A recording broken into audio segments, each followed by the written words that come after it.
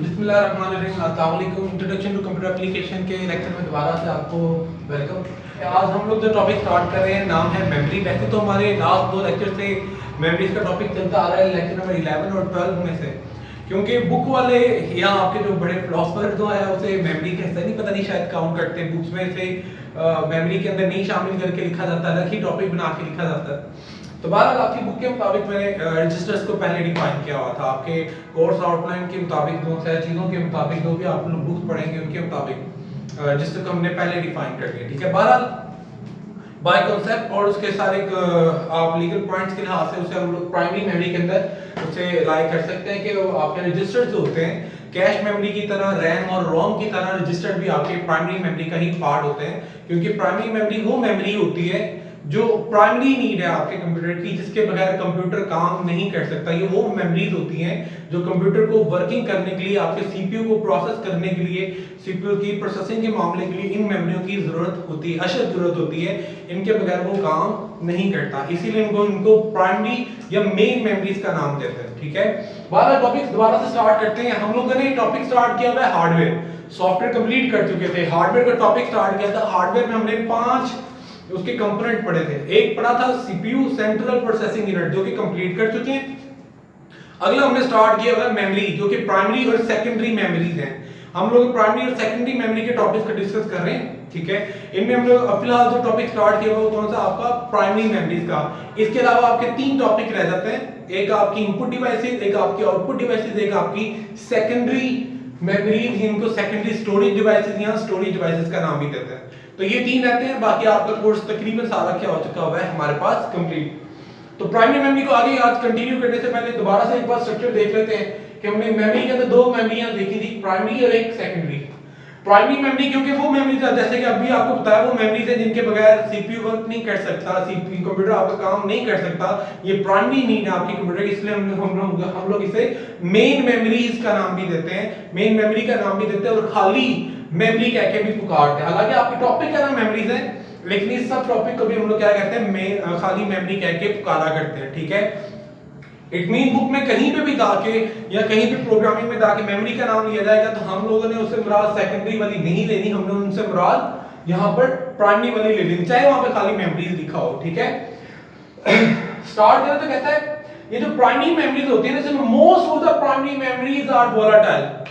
Actual में होनी सारी वोलेटाइल चाहिए, लेकिन हमारे पास एक मेमोरी है इन 4 में से, एक रैम, रोम, कैश और एक रजिस्टर। इन 4 में से एक जो रोम है वो आपकी नॉन वोलेटाइल है।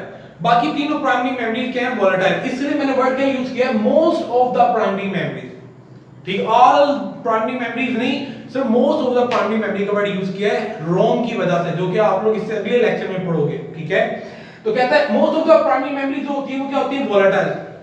अब मसला निकला ये वोलेटाइल क्या बुला है, ठीक है। फिजिक्स के स्टूडेंट इसे, फिजिक्स से रिलेटेड जितने स्टूडेंट इसे पहले से भी जानते होंगे, ठीक है, थोड़ा सा अपनी जुबान में हम इसके डिस्कस करते चले। तो वोलेटाइल से मुराद है ऐसी चीज जो बिजली के मिलने से, करंट के मिलने से, वोल्टेज के मिलने पर वर्क करती है, उसे वोलेटाइल मेमोरी, वोलेटाइल कहते हैं। चाहे वो आपके घर में लगा पंखा है, आपका कंप्यूटर है, ठीक है, या आपकी कोई मशीन है, कोई भी चीज, हर वो चीज जो जब तक पावर सप्लाई मिल रही है, करंट मिल रहा है, वोल्टेज उससे मिल रहे हैं, वो चलती है। जब वोल्टेज नहीं मिलते वो क्या होता है, अपनी वर्किंग को रोक देती है, पॉज कर देते हैं। हम लोग क्या कहेंगे, वोलेटाइल का वर्ड वहां पे यूज करेंगे कि वोलेटाइल डिवाइस है, वोलेटाइल मशीन है। तो बहरहाल यहाँ पे मेमोरीज की बात आती है, ये क्या होती है, वोलेटाइल मेमोरीज होती है। इसका मतलब ये मेमोरीज तब तक काम करती हैं जब तक इनको करंट वगैरह मिलता रहता है, ठीक है। आगे कह रहा है because of the volatile property, क्योंकि ये वोलेटाइल प्रॉपर्टीज होती है, रोम को निकाल के बाकी तीनों आपकी क्या होती हैं, वोलेटाइल होती हैं, ठीक है। इसीलिए क्या होती हैं, टेम्परेरी मेमोरीज होती हैं। टेम्परेरी से मुराद के वक्ती तौर पे, आर्जी तौर पे डाटा स्टोर करती हैं, ठीक है। क्यों, क्योंकि जब तक बिजली मिल रही है काम करती रहेंगी, अचानक बिजली चली जाएगी, आपका कंप्यूटर बंद, जो गेम खुली हुई थी, जो सॉफ्टवेयर खुला होता, सारा कुछ क्या हो जाता है, खत्म। क्योंकि जो चीज लोड होती है वो आ जाती है रैम में, और ठीक आप लोग गेम खेल रहे हो, फायर कर रहे हो, हर चीज क्या कर रही है, रैम में प्रोसेस हो रहा है, रैम, सीपीयू, आपके कैश, रजिस्टर सारे उसमें इन्वॉल्व है। ये सारा कुछ यहाँ पे चल रहा है। जैसे करंट मिलना बंद, ये सारी चीजें सीपीयू, रैम, रोम, रजिस्टर, कैश सारा अपनी वर्किंग को क्या कर देते हैं, सॉरी रोम को निकाल के बाकी सारी चीजें अपना वर्क क्या करती हैं, बंद। इसी वजह से क्या होता है, जहां से आपका कंप्यूटर लाइट जाने पर बंद होता है वहीं से चीजें स्टार्ट नहीं होती, आपको दोबारा से विंडो चलानी पड़ती है, अपनी दोबारा से गेम ऑन करनी पड़ती है, दोबारा से मिशन वगैरह क्या करना पड़ता है और रन करना पड़ता है, चलाना पड़ता है। अगर ये वोलाटाइल होती, लाइट चली जाती और आप पीसी को बंद करने की कोशिश करते हो, पीसी बंद नहीं होता, मैं कहने का मतलब ये कि मतलब लाइट चली भी जाती और ये चीजें वोलाटाइल होती, तो फिर भी इनकी प्रोसेसिंग, इनकी वर्किंग क्या होती, जारी रहती, बिजली जाने से भी आपकी गेम चलती रहती, वही मिशन चल रहा होता, आपकी हर चीज क्या होती, स्टोर रहती। क्योंकि टेम्परेरी है, बिजली से चलती है, इसलिए क्या होता है, जैसे ही लाइट चलती है आपके पास इलेक्ट्रिक करंट आना बंद होता है, पल्सेस आना बंद होते हैं, वोल्टेज आना बंद होता है, ये अपनी वर्किंग को स्टॉप कर देते हैं, इसलिए क्या होती है, टेम्परेरी, ठीक है, मेमोरीज कहलाती हैं। और इससे मुराद ये हुआ कि जो अपने डाटा इंस्ट्रक्शन या इंफॉर्मेशन जो भी इनके अंदर चल रहा है वो क्या करती हैं, तब तक ही स्टोर करेगी जब तक बिजली मिल रही है, जब बिजली नहीं मिलेगी तो ये डाटा को स्टोर करना भी बंद कर देंगी। ये पॉइंट आपस में इंटरलिंक है, जुड़े हुए हैं, जहां पे लफ्ज वोलेटाइल आएगा वहां पे लफ्ज प्राइमरी आएगा, और वहां पे अंडरस्टूड बात है कि डाटा को आपके पास वक्ती तौर पे स्टोर कर रहे हैं, ठीक है। और इससे बरअक्स सेकेंडरी मेमोरी की बात की जाए, जिसको सेकेंडरी स्टोरेज या स्टोरेज के नाम से भी पुकारते हैं। कंप्यूटर में क्या कहीं पे भी वर्ड पर्टिकुलरली आप स्टोरेज सुनना पड़ जाए, इट मीन वहां पे इन मेमोरीज को डिस्कस नहीं कर रहा, रैम, रोम, कैश, रजिस्टर, इन चारों को डिस्कस नहीं कर रहा, ठीक है। इनसे हटके जो आपकी मेमोरीज हैं, यूएसबी, ठीक है, जिसमें आपकी हार्ड डिस्क आती है, सीडी, डीवीडीज वगैरह आती है, उनका जिक्र किया जा रहा होता है, ठीक है। तो ये इनको पर्टिकुलरली क्या कहते हैं, उन मेमोरीज को हम लोग स्टोरेज बोलते हैं। कहता है सेकेंडरी मेमोरीज जो होती हैं, सेकेंडरी स्टोरेज मेमोरीज भी बोलते हैं, ये स्टोरेज डिवाइसेस जो होती हैं ये नॉन वोलेटाइल। तो इसके ये दोनों चीजें आपस में इंटरलिंक हैं, जहां पे वोलेटाइल आएगा वहां पे परमानेंट नहीं, जहां पे वोलेटाइल आएगा वहां पे टेम्परेरी आएगा, जहां पे नॉन वोलेटाइल आएगा वहां पे परमानेंट वर्ड आ जाएगा। ये जब तक बिजली मिल रही है तो काम कर रही है, बिजली ना भी मिल रही हो तो काम करती रहती है, बिजली मिल रही है तब तो कर रही है, बिजली नहीं भी इनको मिलेगी तब भी ये काम करती रहती हैं, इनके अंदर जो डाटा स्टोर है वो स्टोर ही रहता है, ये अपनी वर्किंग को क्या करते हैं, जारी रखते हैं, ठीक है। तो यही पॉइंट इसमें बस लिखे हैं, जो वहां पे वही इसके बरक्स यहाँ पे कि नॉन वोलेटाइल है, इट मीन ऑलवेज वर्क या store data, instruction and information, even voltage, current, power supply, pulse, जो मर्जी वर्ड यूज करो, ठीक है। प्रेजेंट और नॉट, करंट है नहीं है, अपना काम कर रही है, डाटा स्टोर करके इन्होंने रखा हुआ है। अगर डाटा स्टोर किया हुआ बिजली जाने पर भी, इट मीन ये आपके पास नॉन वोलेटाइल होने की वजह से आपके पास जो डाटा जो है ये अपने पास क्या करती है, परमानेंटली स्टोर करती है, इंफॉर्मेशन को परमानेंटली स्टोर करती है, या कह लो इंस्ट्रक्शंस को परमानेंटली स्टोर करती है, ठीक है। बड़े इजी पॉइंट है, किसी एक को याद कर ले उसके बाद दूसरा है, और इस एक को भी याद करने का आसान तरीका क्या है, उसमें से एक वर्ड याद कर लो, वोलेटाइल। वोलेटाइल से जुड़ा ही दूसरा वर्ड है कि वोलेटाइल करंट मिल रहा है तो चल रहा है, करंट नहीं है तो काम नहीं कर रही, मीन ये क्या है, टेम्परेरी है। तो आप एक वर्ड को याद रखिए, सारे का सारा कुछ कर सकते हैं अपने माइंड में, याद रख सकते हैं, और इसी के सारा कुछ बड़क यहाँ पे लिख दो, क्या हो जाती है आपकी सेकेंडरी स्टोरेज मेमोरीज होती हैं। आगे मूव करते हैं, नेक्स्ट अब हम लोग स्टार्ट करते हैं अपना प्राइमरी मेमोरी का टॉपिक, ठीक है। प्राइमरी मेमोरी के अंदर आप लोगों के, जैसा कि मैंने आपको बताया कि बेसिकली रैम, रोम, कैश को रखते हैं, रजिस्टर को भी आप लोगों ने प्राइमरी मेमोरी के अंदर ही काउंट करना है, ये विद ऑल रिस्पेक्ट ये आपके पास प्राइमरी मेमोरी का ही पार्ट बनती है। बहरहाल आपकी बुक्स में, आपके इंटरनेशनल बुक्स के अंदर ये इस तरह से मेंशन नहीं होता बहुत सी बुक्स में, लेकिन फिर भी आप लोगों ने अपने कांसेप्ट क्लियर रखने हैं। किताब वाला जो मर्जी के, ठीक है, किताब वाला लिखने वाला भी इंसान ही है, तो बहरहाल उसने अपने इल्म, अपने लॉजिक के मुताबिक चीजें लिखी हैं। एक्चुअल में हमने क्या करना है, रियलिटी को देख के बात करनी है। आपके पास क्या है, चारों के चारों प्राइमरी मेमोरी का पार्ट बनता है, ठीक है। बहरहाल आगे चलते एक और आपको चीज बताते हैं कैश के बारे में। बहरहाल मूव करते हैं, भी कहते हैं प्राइमरी मेमोरी जो हम लोग आज टॉपिक स्टार्ट करें, प्राइमरी मेमोरी में आपके पास रैम भी आती है, रोम भी आती है, कैश भी आती है, रजिस्टर भी। अब पिछले लेक्चर में रजिस्टर पढ़ चुके हैं, रजिस्टर को यहां से अगर मैं रिमूव कर दूं, अब हमारे पास कितनी मेमोरीज रह गई जो हमने अब नेक्स्ट पढ़नी है, एक रैम, एक रोम और एक आपके पास कैश, ठीक है। आज स्टार्ट करते हैं रैम से, ठीक है। कहता है रैम जो होता है रैंडम एक्सेस मेमोरी कहलाता है, ठीक है। रजिस्टर भी एक मेमोरी है, ये भी एक मेमोरी है, वो भी एक मेमोरी है, सारी मेमोरी है, लेकिन इनके नाम डिफरेंट, इनके एक प्रोमिनेंट फीचर की वजह से रखे जाते हैं, ठीक है। जैसे लेट्स सपोज आप क्लास में बैठे हैं, लेक्चर नोट कर रहे हैं, प्रोसेसिंग चल रही है, उस वक्त आप लोग क्या करते हैं, अपना काम, अपना डाटा वगैरह कहां पे नोट करते हैं, रजिस्टर पे। उसी तरह से नाम उन्होंने पिक करके क्या कर दिया, इस तरह की मेमोरी को उन्होंने क्या नाम दे दिया था, रजिस्टर्स का नाम दे दिया, ठीक है, कि ड्यूरिंग प्रोसेसिंग आपकी जो मेमोरी यूज हो रही है उसे रजिस्टर्स कह दिया, ठीक है। इसी मुनासबत से यहाँ पे भी है, तो ये भी मेमोरी, इसे भी क्या किया, एक नाम दिया, नाम क्या दिया है, रैंडम एक्सेस। एक्सेस होता है रसाई, ठीक है, पहुंच, ठीक है। रैंडम होता है डायरेक्टली किसी चीज को चूज करना। लेट सपोज क्लास में बच्चे बैठे हैं, 50 बच्चे बैठे हैं आपके पास, 50 के करीब स्टूडेंट बैठे हैं, ठीक है। मैं अगर तरतीब से सुनना शुरू कर दूं, लेकिन मैं सुनना चाहता हूं रोल नंबर 25 से, बैठा हुआ है 5वीं लाइन में, पहले नंबर से बच्चे से सुनना शुरू करूंगा, क्या होगा, पहले बच्चे से सुना, दूसरा, तीसरा, चौथा, पांचवा, छठा, सातवां, आठवां, 20 तक जाते जाते दिल करे क्लास डिसमिस हो जाए, लेक्चर ही खत्म हो जाए।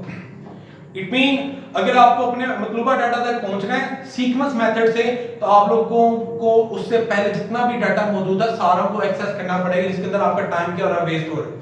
क्योंकि हम लोग तो सिर्फ सुनना नहीं चाह रहे, हम तो कंसल्ट करना चाह रहे हैं 25 रोल नंबर से, तो पहले 24 रोल नंबर्स तक जो आपका डाटा सारा का सारा वेस्ट हो।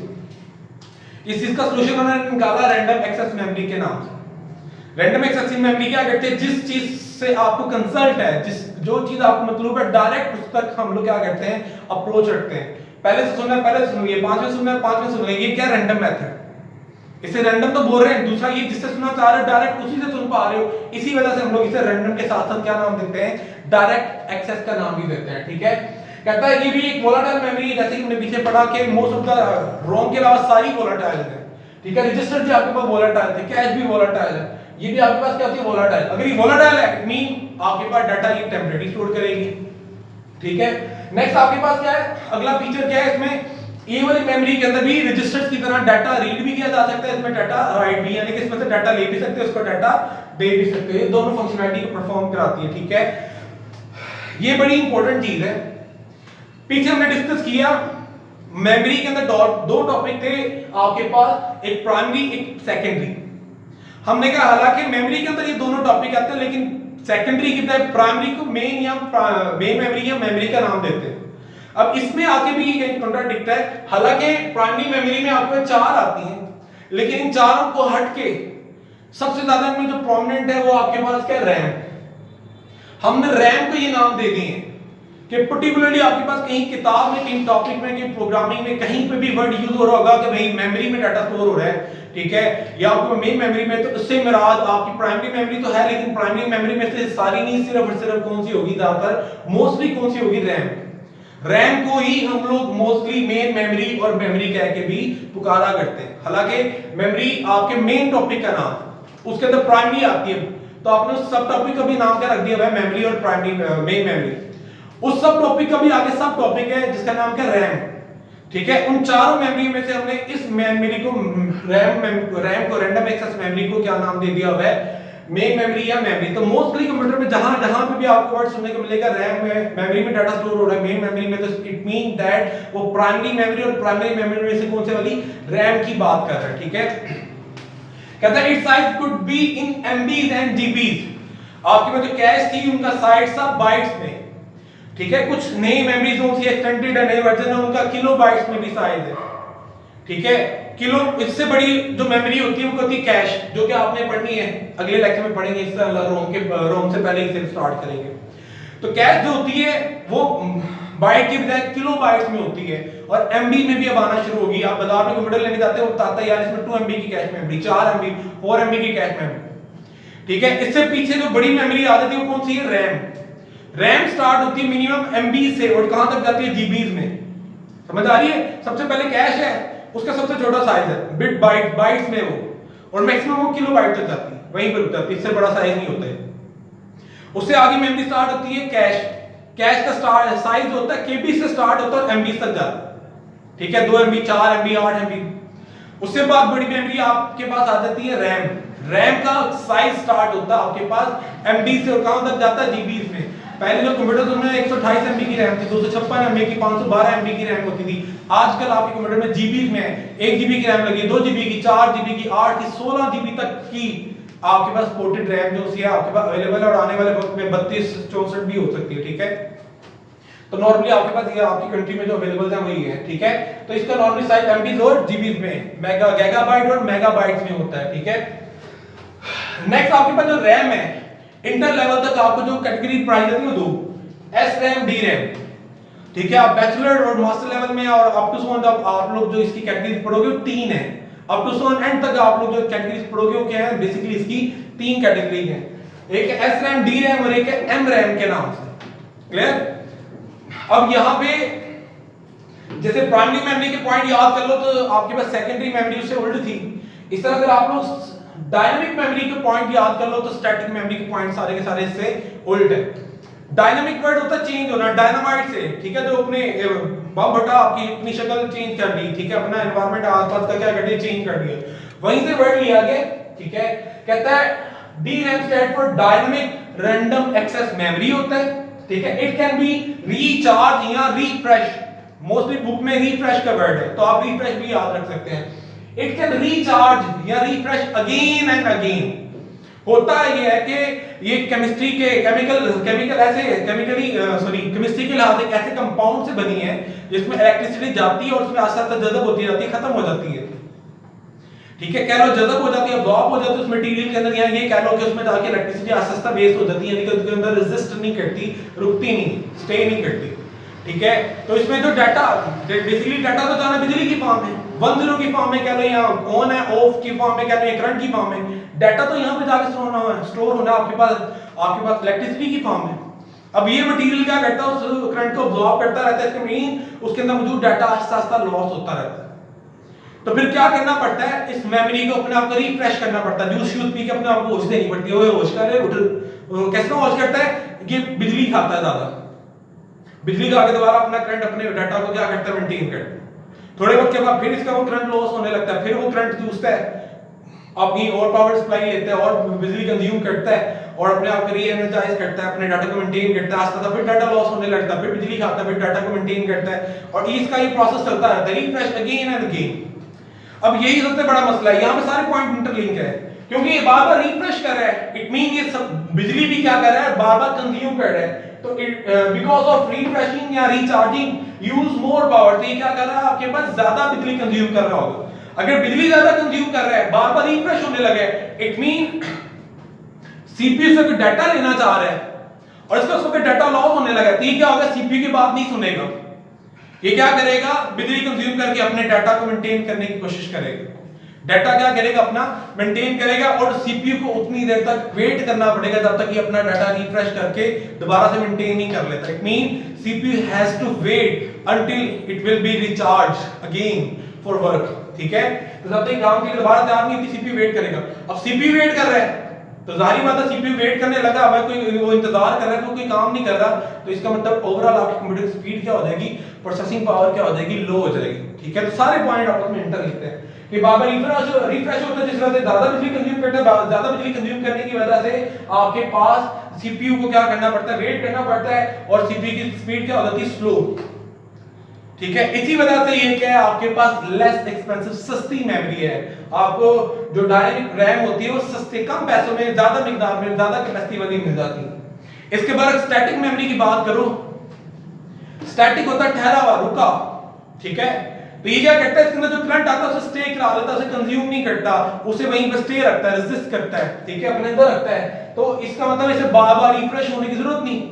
अगर ये बार-बार रिफ्रेश नहीं हो रही तो बार-बार आपके पास इलेक्ट्रिसिटी को कंज्यूम नहीं कर रही है, बार-बार बिजली को इस्तेमाल नहीं कर रही, ठीक है। इसका मतलब ये कम पावर खाती है, बिजली कम लेती है, बस वो डाटा स्टोर होने के लिए जो बिजली चाहिए थी वही स्टोर की है इसने, उसके अलावा ये बिजली को कंज्यूम नहीं कर रही। अगर बिजली को कंज्यूम नहीं कर रही, इट मीन अगर सीपीयू इसमें से कोई डाटा मांगने आता है, इसमें से कोई डाटा उठाने आता है, ये फौरन उसे डाटा दे देगी। अगर डाटा फौरन दे रही है, सीपीयू को वेट नहीं करना पड़ा, इट मीन आपकी प्रोसेसिंग पावर भी यहां पे क्या हो रही है, ज्यादा हो रही है, ठीक है। एग्जैक्टली इससे उल्ट पॉइंट, डायनामिक की स्टैटिक से उल्ट। और यही वो मेमोरी है जिसे आप लोग क्या कहते हो, कैश मेमोरी। कोई और मेमोरी नहीं है जिसे कैश कहा जाता है, एस रैम को हम लोग क्या कहते हैं, कैश मेमोरी कहते हैं, जो आप लोगों ने अलग से टॉपिक लिखा हुआ है, ठीक है। बस इस मेमोरी के आगे कुछ लेवल होते हैं, इस वजह से हम लोग क्या किया हुआ है, एक अलग टॉपिक भी बना के लिखा हुआ है, ठीक है। अल्टीमेटली आपकी स्टैटिक रैम को ही हम लोग क्या कहते हैं, कैश मेमोरी के तौर पर जानते हैं, ठीक है। और आप तो आम तौर पर अपने कंप्यूटरों में या अपनी पीसीज में या अपने लैपटॉप वगैरह में जो रैम यूज करते हैं वो डायनेमिक है, और ये जो स्टैटिक रैम है इसी को हम लोग क्या कहते हैं, कैश मेमोरी। ये आपकी बेसिकली रैम है जिसे आप सिंपल रैम कह के पुकारते हो, जिसे कहते हैं यार वो DDR1 DDR2 रैम दे दो, सिंगल कट वाली, डबल कट वाली, वो DRAM रैम होती हैं आपकी, सस्ती होती हैं, आपको 200-400 रुपए में जीबी 2 जीबी की मिल जाती हैं, ठीक है। इसके मुकाबले में कैश मेमोरी होती है वो आपके पास कॉस्टली होती है, ज्यादा पावरफुल होती है, ज्यादा महंगी होती है। अब जाके आपके पास एक नई टेक्नोलॉजी आ चुकी है, ठीक है, एमएनएम बोलते हैं, मैग्नेटो रेजिस्टिव, ठीक है। इसमें इलेक्ट्रिसिटी जो होती है, इलेक्ट्रिसिटी के जरिए मैग्नेटिक चार्ज क्रिएट करके डाटा को स्टोर किया जाता है, इसलिए मैग्नेटो रेजिस्टिव इसे बोलते हैं, ठीक है। तो ये मैग्नेटिक चार्ज को यूज करती है इंस्टेड ऑफ इलेक्ट्रिक चार्ज, बिजली की बजाय इलेक्ट्रिक चार्ज की बजाय आपके पास क्या करते हैं, मैग्नेटिक चार्ज को यूज करते हुए डाटा स्टोर करती है। और हमें पता है मैग्नेटिक चार्ज होते हैं वो परमानेंट्स होते हैं, ठीक है, लॉन्ग लास्टिंग होते हैं। तो ये क्या करता है, कम बिजली खाकर आपके पास क्या करता है, मैग्नेटिक चार्ज क्रिएट करता है और मैग्नेटिक चार्ज के जरिए आपके पास आपकी मेमोरी के अंदर डाटा को स्टोर करता है। तो अगर ये कम बिजली खा रहा है अदर रैम्स, ठीक है, अब बाकी रैम के मुकाबले में आपके पास क्या कर रहा है, ये कम बिजली खा रहा है, कम बिजली कंज्यूम कर रहा है, ठीक है। तो इसका मतलब है ये आपके पास बाकी रैमों के मुकाबले में क्या हो जाएगा, ज्यादा तेज। जो जितनी बिजली कम खाएगा, जितनी कम अपने आप को रिफ्रेश करेगा, ठीक है, अपना डाटा स्टोर करने के लिए जितनी कम बिजली कंज्यूम करेगा उतना ही ज्यादा फास्ट हो जाएगा। सबसे ज्यादा फास्टेस्ट नहीं है, सबसे ज्यादा फास्टेस्ट रजिस्टर्ड ही है। ये रैमों का आपस में कंपैरिजन किया जा रहा है कि तीन रैमों के मुकाबले में आपकी एम रैम जो होती है वो सबसे ज्यादा फास्टेस्ट है, उसके बाद स्टैटिक, उसके बाद नंबर आता है किसका, डायनामिक का, ठीक है। टॉप पे नंबर किसका, रजिस्टर्स का ही है। रजिस्टर के बाद एम रैम को कह सकते हैं, एम के बाद कैश यानी कि एस रैम, उसके बाद डी रैम का नंबर आएगा, ठीक है। इसमें और कोई चीजें नहीं बाकी डिस्कस करने वाले, बस यही पॉइंट रह गए थे कि आपके पास मैग्नेटिक चार्ज की फॉर्म में डाटा स्टोर करती है, कम बिजली खाती है, इसलिए क्या होगी, आपके पास फास्टेस्ट होगी। और ये वाली रैम जो होती है आपके कंप्यूटर वगैरह में यूज नहीं की जाती, ये मोस्टली आपके पास पोर्टेबल जो आपके कंप्यूटर्स होते हैं उनमें यूज की जाती है, जिसमें आपके पास laptop, netbook, notebook, ultrabook वगैरह आ जाती है, उनके अंदर ये की जाती है, जिनके अंदर बैटरीज लगी होती हैं और लेस पावर कंज्यूम करती हैं और आपके डाटा को मेंटेन भी रखती हैं। आप अपनी स्क्रीन बंद कर देते हो, जहां जैसा चीजें बंद की होती हैं, बाद में खोलते हो तो चीजें वहीं से सारी एज इट इज खुल के निकलती है, सारा चीज बंद नहीं होता, ठीक है। छोटी सी बैटरी होती है और आप लोग 2-2 3-3 4-4 घंटे तक उसे कंज्यूम करते रहते हो, उसमें से काम करते हो, उससे लेकर वर्क करते रहते हो, ठीक है। तो ये आपकी रैम का टॉपिक था, यहां तक रैम का टॉपिक खत्म होता है। कैश मेमोरी भी इसी में कवर हो जाती है। हम फर्दर इसकी टाइप को लेकर डिस्कस करेंगे नेक्स्ट लेक्चर में और रोम को भी पढ़ेंगे। यहाँ पे आपको प्राइमरी मेमोरी का फिर टॉपिक खत्म हो जाएगा इंशाल्लाह नेक्स्ट लेक्चर में, ठीक है। उम्मीद है आपको सारी चीजों की समझ आ गई होगी, कांसेप्ट को देख लीजिएगा, किताब में कुछ चीजें नहीं मौजूद, इन चीजों को नोट डाउन करके रखें, अपने कांसेप्ट में रखिएगा, ठीक है। कोई क्वेश्चन हो इससे रिलेटेड, क्यूरी कोई भी किस्म की, किसी भी किस्म की कोई क्यूरी हो, आप मुझसे कमेंट में पूछ सकते हैं। मुझे इजाजत दें, अल्लाह हाफिज़।